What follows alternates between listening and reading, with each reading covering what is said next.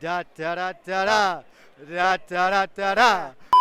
Good evening, everybody. Welcome to Salty Bulldog TV. We're here at Marvel Stadium, the conclusion of round 9. A bit of a seesawy, topsy-turvy round 9 between Carlton and the Western Bulldogs in front of just over 42,000 Marvel Stadium. The Western Bulldogs getting the job done. 11-13-79 to Carlton, 8-11-59 at Marvel Stadium. Dogs had a 31-point lead during the third term, and they gave it all up and more, but then rallied late to get the job done at home. My name is Matthew Donald. You're sure you know me by now, and I've got Nick Galea with me. Nick, it was a bit of a hard stop with that one. As always, isn't it? It seems to be a tradition with this football club of ours.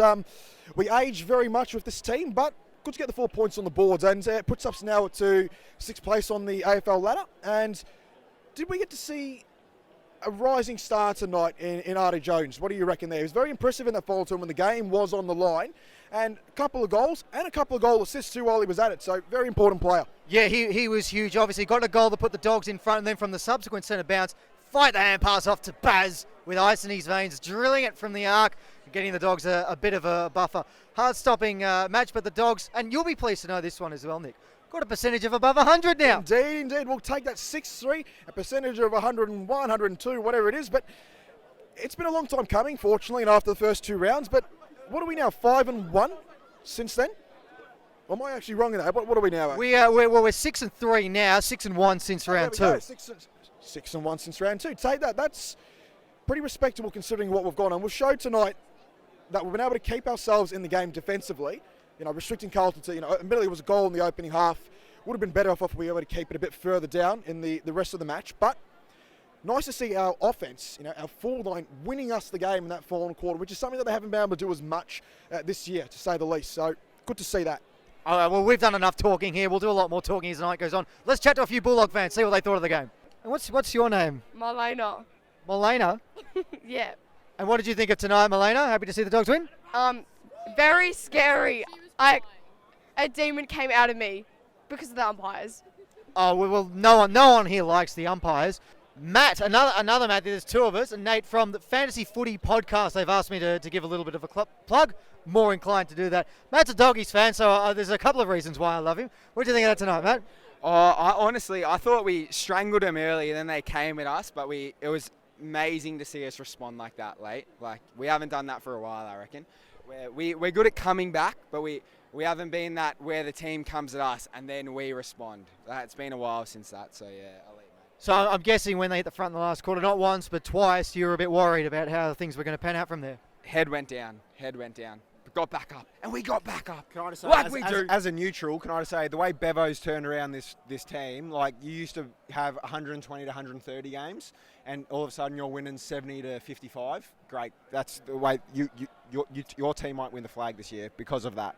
All right, so we're joined now by a couple of our favourites on the Salty Bulldog. Massive Twitter followers. Great to have them on. We've got Midge, and we're not going to reveal his true identity, TK Bulber. I'll start with you there, Mitch. This is not the first time you've joined us this year, but it's the first time you've joined us after a win. Is it true if we got beat, you were just going to hightail it? You weren't going to catch up with us? Yeah, it was true, and I'm pretty sure it was the same for you as well. I don't know what you're talking about. We never neglect to film after a defeat. It just so happens we can only film after wins. Well, it's not often I ask the questions. I've just been asked by Matt here what did I think of James O'Donnell's debut. I'm going to throw it back on you because I asked the questions around here. What did you think of the game? He was subbed out during the last quarter. Look, I'll be honest, when he came in, I was surprised just because you looked at the makeup of the team. It was like, where is he going to play? And the last thing I wanted was for him to have to play out of position. And he got played out of position. I don't think he played like that. But, the job got done in the end, so you can't be too mad about it. So another big fan of the Salty Bulldog here is Will, who's wanted to jump on and have a bit of a chat. What a game that was. Oh, Jamara, how good was he in the last 20 minutes? How about Baz as well? Sam Walsh, I wouldn't take him over Baz, would ya? No, but Baz all the way. What about Artie's minute where he kicked the goal and set up a goal for Baz? How good was that? Seriously, I generally haven't seen a better win this year. You say that people don't talk about the Bulldogs often, but we've won 6 of the last 7. You'll take that. 6 of the last 7. Not many teams have won that this year, apart from Collingwood probably. But apart from that, yeah, you'll take it, wouldn't you? Were you worried that when Carlton hit the front in the last quarter that was going to be it?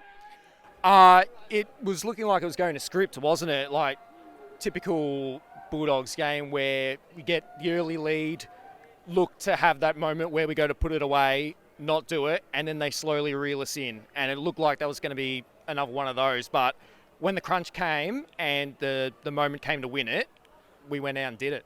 I've promised Bradley, who's a regular, that I'm not going to ask him too many questions because he's about to lose his voice. But Brad, just a few words on that one. Up the bloody dogs. Up the bloody. Nick reckons well summed up. Were you worried that? Did you think Carlton would win once they hit the front? Not at all, mate. And how much? Seriously, you guys were losing your, you know what? The proverbial. Yeah, we lose it every week, to be honest, okay? That's what we do. But it's entertaining. You enjoy it. No, it was good to see the win. It's good to see that we don't get these 7-goal runs from the opposition. We can reel it back. So, We just got 5 tonight instead. mate, you wouldn't be a Dogs fan if you loved an easy win.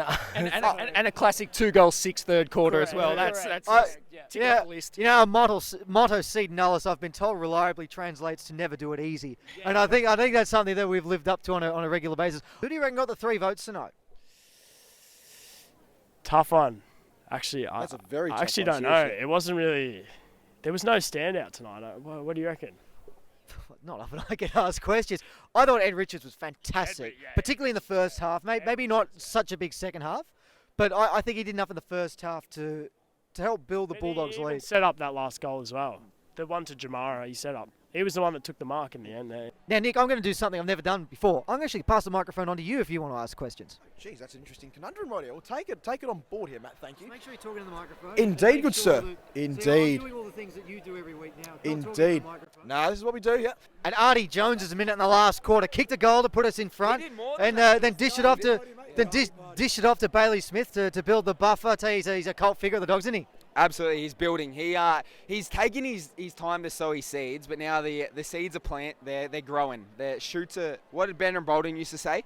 The green shoots are growing, and Artie is growing. And I don't know, we got Cody down there. He struggled the last couple of weeks, but it was as long as one of them's having a bit of an impact. And yeah, Artie's doing his thing. What I want to probably talk a little bit, lads, is about the next tier of players that was coming up tonight. You know, obviously it wasn't the usual suspects in Marcus Bontempelli, you know, the likes of, say, you know, Jason Jadis and a couple of good moments as well there too. But what did you make of the next tier of players that were able to get us going in that final quarter and get the match back onto our terms?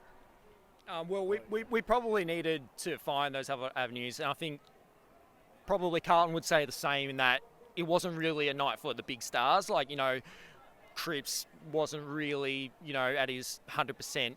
You know, Curnow had his moments, but they didn't come till late. And for us, yeah, you know, we didn't get the usual, you know, 11 out of 10 Bontempelli performance. But like players like Anthony Scott, like finding ways to just make an impact, hit the scoreboard, you know, do something. I think Bailey Smith out of the middle really stepped it up a gear tonight.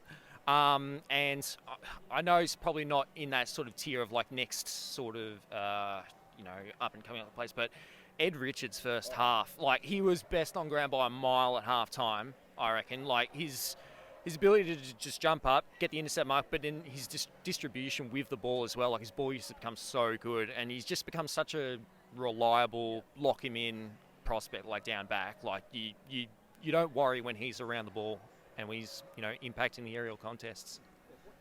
TK, what did you probably make of Bailey Smith's performance tonight? Obviously, we had Adam Treloar come out of the side last week, or this week through injury, of course, and the midfield looked a little bit thin. Do you think he stood up tonight under this particular responsibility, seeing as Marcus Bontempelli wasn't one of the, you know, dominant figures on the ground tonight?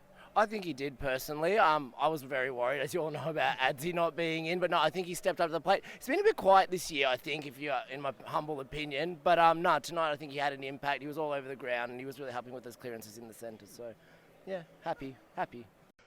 So that's going to wrap things up here at Marvel Stadium for Salty Bulldog TV tonight. The Western Bulldogs staving off a torrid Carlton fight back to win by 20 points, 11-13, 79 to 11-59, in front of just over 42,000 at Marvel Stadium. It puts the Dogs further in the 8, consolidates their standing inside the top 8, improves the record to 6-3, and we get one over the Blues, who are hammered in the press all the week. So it's good to see the Dogs be able to overcome that hurdle as well.